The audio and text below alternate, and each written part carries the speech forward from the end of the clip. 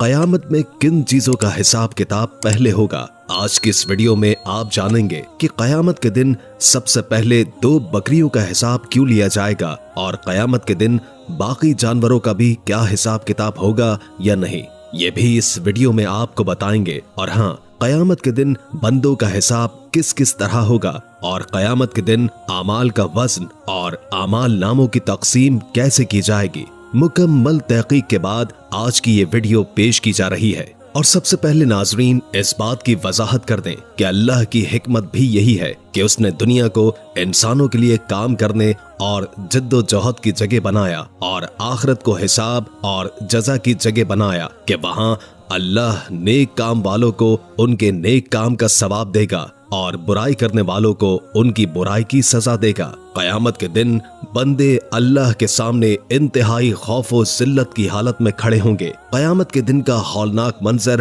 اپنے اعمال کی فکر، اپنے کرتوتوں کے انجام کا ڈر لوگوں کے خوف میں ہر لحظہ اضافہ کر رہا ہوگا۔ ان کے دل خزاں رسیدہ پتوں کی مانند اور ان کے جسم خشک ٹہنیوں کی طرح کانپ اور لرز رہے ہوں گے۔ کوئی اپنے ہی پسینے میں ٹخنوں تک ڈوبا ہوگا، کوئی گھٹنوں تک، کوئی کمر تک، کوئی سینے تک اور کوئی کانوں کی لو تک۔ کوئی کسی کا بننا تو دور، کسی کی طرف دیکھنا بھی پسند نہ کرے۔ ماں باپ اولاد کو، اولاد ماں باپ کو، خاوند بیوی کو، بیوی خاوند کو، بہن بھائی ایک دوسرے کو اپنی جان کی خاطر بدلے میں دینے کو تیار ہوں گے۔ اللہ تعالی ہم سب کو دنیا و آخرت میں اپنے قریب رکھے اور خاص رحمت والا معاملہ رکھے۔ ایسی خوف، ایسی افراتفری، ایسی بے بسی، ایسی لاچاری، ایسا ہولناک ماحول بندوں سے ان کا رب اللہ کسی ترجمان کے بغیر، کسی درمیانی واسطے اور وسیلے کے بغیر براہ راست گفتگو فرمائے گا اور ان سے ان کی ہر ایک چھوٹی سے چھوٹی اور بڑے سے بڑے ظاہر اور خفیہ کاموں اور باتوں کے بارے میں پوچھے گا۔ بلکہ حضور اکرم صلی اللہ علیہ وآلہ وسلم نے ارشاد فرمایا، قیامت کے دن جب لوگ حساب کتاب کے لیے بارگاہ خداوندی میں پیش ہوں گے تو آدمی کے قدم اپنی جگہ سے نہ سرک سکیں گے جب تک کہ اس سے 5 چیزوں کے بارے میں پوچھ گچھ نہ کی جائے۔ ایک سوال اس کی پوری زندگی کے بارے میں ہوگا کہ کن کاموں اور مشغلوں میں اس کو ختم کیا، دوسری اس کی جوانی کے بارے میں کہ کن مشاغل میں اس کو بوسیدہ کیا، اور تیسرا اور چوتھا سوال مال و دولت کے بارے میں ہوگا کہ کہاں سے اور کن طریقوں سے اور کن ذرائع سے اس کو حاصل کیا تھا اور کن کاموں میں اس کو صرف کیا۔ 5واں یہ کہ جو کچھ معلوم تھا، یعنی جو علم حاصل کیا تھا، اس پر کتنا عمل کیا۔ بلکہ اللہ تعالیٰ اپنی مخلوق جنوں، انسانوں اور چوپایوں کے درمیان بھی انصاف سے فیصلہ فرمائے گا۔ بے شک اس دن بغیر سینگ والی بکری کا سینگ والی بکری سے قصاص لیا جائے گا، تو جب کسی ایک جانور کا کسی دوسرے جانور پر حق باقی نہیں رہے گا تو اللہ تعالیٰ جانوروں سے فرمائے گا کہ مٹی ہو جاؤ، تو اس وقت کافر یہ کہیں گے کہ ہائے کاش میں بھی مٹی ہو جاتا۔ بلکہ بکریوں کا قصہ حضرت ابو ذر غفاری رضی اللہ تعالی عنہ یوں فرماتے ہیں کہ ایک دن نبی کریم صلی اللہ علیہ وآلہ وسلم تشریف فرما تھے اور 2 بکریاں بھڑ رہی تھیں۔ ایک نے دوسرے کو سینگ مارا اور اس کو مار ڈالا۔ راوی بیان کرتے ہیں کہ نبی کریم صلی اللہ علیہ وآلہ وسلم ہنس پڑے۔ آپ کو کہا گیا کہ آپ کو کس چیز پر ہنسی آ رہی ہے؟ نبی کریم صلی اللہ علیہ وآلہ وسلم نے فرمایا، میں نے اس چیز سے تعجب کیا، اس ذات کی قسم جس کے ہاتھ میں میری جان ہے، قیامت کے دن اس کا قصاص لیا جائے گا۔ اے ابو ذر، کیا تجھے علم ہے کہ یہ کیوں بھڑ رہی ہیں؟ تو انہوں نے کہا نہیں۔ تو نبی کریم صلی اللہ علیہ وآلہ وسلم نے فرمایا، اللہ کو علم ہے اور ان کے درمیان فیصلہ کیا جائے گا۔ امام نووی رحم اللہ نے مسلم شریف کی شرح میں اس حدیث پر بحث کرتے ہوئے کہا ہے کہ قیامت کے دن جانور بھی اکٹھے ہوں گے اور مکلف آدمیوں کی طرح انہیں بھی دوبارہ اٹھایا جائے گا، جیسے کہ بچوں اور پاگل اور ان کو جنہیں دعوت نہیں پہنچی اٹھایا جائے گا، اور اس کے دلائل پر قرآن و سنت بھرا پڑا ہے۔ اگر یہ کہا جائے کہ بکری غیر مکلف ہے، اس سے قصاص لیا جائے گا، تو ہم جواب میں کہتے ہیں کہ بے شک اللہ تعالیٰ جو چاہے کرتا ہے اور جو کچھ کرے اس سے پوچھا نہیں جا سکتا۔ بس اس سے غرض یہ ہے کہ بندوں کو یہ علم ہو جائے کہ حقوق ضائع نہیں ہوں گے، بلکہ مظلوم کے بدلے میں ظالم سے قصاص لیا جائے گا۔ اور یہ تو بہت ہی اچھی توجیہ اور اچھی بیان کی گئی وجہ ہے۔ और मजमूई तौर पर ये मामला बतौर मुबालिगा इस पर दलालत करता है कि मुकल्लफों के दरमियान मुकम्मल तौर पर अदल व इंसाफ होगा।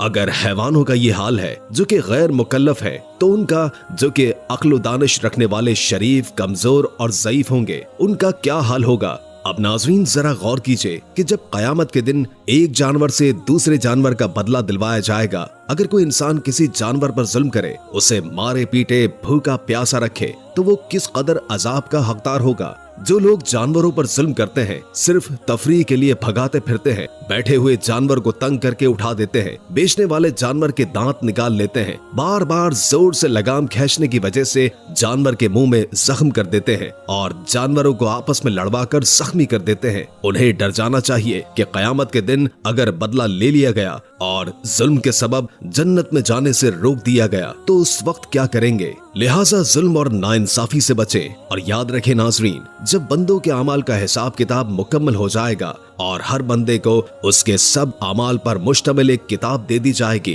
तो मोमिन को बतौर इज्जत उसके दाएं हाथ में वो नामाए अमाल दिया जाएगा जिससे वो क़यामत के दिन बहुत खुश और कामयाब होगा। तो उस वक्त जिस शख्स के दाएं हाथ में नामाए अमाल दिया जाएगा, तो उसका हिसाब बड़ी आसानी से लिया जाएगा और वो अपने अहल की तरफ हंसी खुशी लौट आएगा और वो कहने लगेगा, लो ये मेरा नामाए अमाल पढ़ो, मुझे तो कामिल यकीन था कि मुझे तो हिसाब किताब देना है, तो वो एक पसंदीदा और रजामंदी वाली जिंदगी में होगा, बुलंद-ओ-बाला जन्नत में जिसके पत्ते झुके पड़े होंगे। उससे कहा जाएगा कि अपने माल के बदले में मजे से खाओ और पियो जो कि तुमने गुज़श्ता दौर में किए थे। लेकिन काफिरों, मुनाफिक और गुमराह लोगों को उनका नामाए अमाल उनकी पीठ के पीछे से उनके बाएं हाथ में दिया जाएगा। हाँ, जिसका नामाए अमाल उसके पीछे से दिया जाएगा, तो वो मौत को आवाज देने लगेगा और भड़कती हुई जहन्नुम में दाखिल कर दिया जाएगा। नाज़रीन, मीज़ान और तराजू बंदों के अमाल को तोलने के लिए लगाया जाएगा और तभी रहीमुल्लाह का कहना है कि जब हिसाब किताब खत्म हो जाएगा,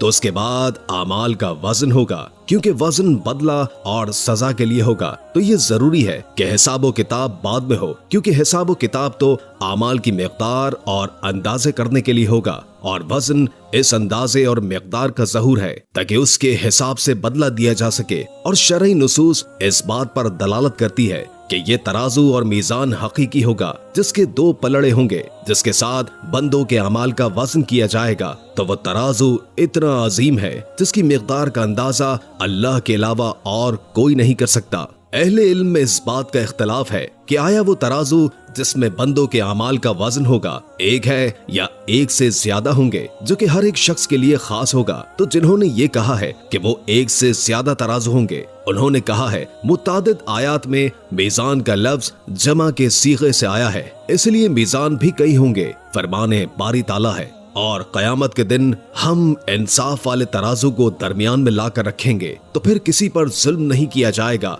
और अगर एक दाने के बराबर भी अमल होगा तो उसे जरूर हासिल करेंगे और हम हिसाब करने के लिए काफी हैं। तराजू में वजन की जाने वाली अशिया में अखलाक़े हसना से ज्यादा वजनी और कोई चीज नहीं होगी और बेशक अखलाक़े हुस्ना का मालिक शख्स नमाज और रोजे के दर्जात को पहुंचेगा। लेकिन नाज़रीन, आजकल के लोगों ने हुस्न अखलाक के मफहूम को बहुत महदूद और खास कर दिया है और आज इस गलत फहमी का शिकार है कि हुस्न अखलाक का मतलब सिर्फ लोगों के साथ खंदा पेशानी और बशाशत के साथ मिलना, मेहरबानी और शफकत का मुआमला करना, मुस्कुराकर बात कर लेना और हमदर्दी के अल्फाज कह देना है। मगर हकीकत यह है कि अखलाक का मफहूम बहुत वसी है और अपने अंदर पूरी इंसानी जिंदगी को समेटे हुए है और वो सिर्फ मज़कूरा चीजों ही को शामिल नहीं है, बल्कि इसके अंदर बहुत से शोबे हैं। अफ़ू दरगुजर, रफ़क़ो नरमी, शफ़क़तो मेहरबानी, उन्सो मोहब्बत, इकराम एहसास, इल्मो बुर्दबारी, हया शर्म, वसअते ज़र्फ़ी और सखावत,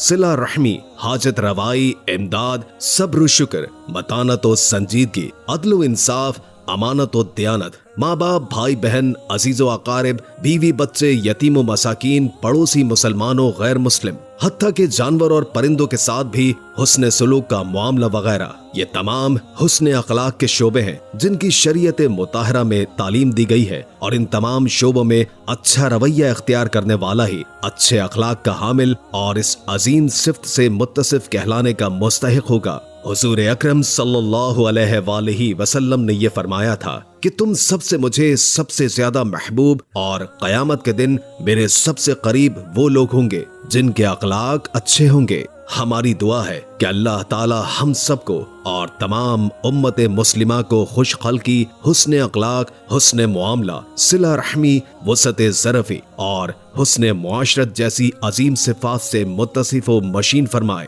और जिंदगी के तमाम शोबों में इन्हें अपनाने की तौफीक अता फरमाए। आमीन या रब्बुल आलमीन। वीडियो के आखिर में एक बार दुरूद शरीफ पढ़ना मत भूलिएगा। उम्मीद है कि आज की ये वीडियो आपको काफी मालूमाती लगी होगी और इससे बहुत कुछ जानने को मिला होगा। अगर वीडियो अच्छी लगे तो लाइक करके हमारे चैनल को सब्सक्राइब कर दें और कमेंट बॉक्स में कमेंट करके अपनी आरा से भी आगाह कीजिए और बेल आइकॉन को क्लिक कर दें ताकि हमारी नई आने वाली वीडियोस का आपको पता चलता रहे। अगर जिंदगी रही तो एक और वीडियो के साथ इंशाअल्लाह हाजिर होंगे। अभी हमें इजाजत दीजिए। अल्लाह हाफिज।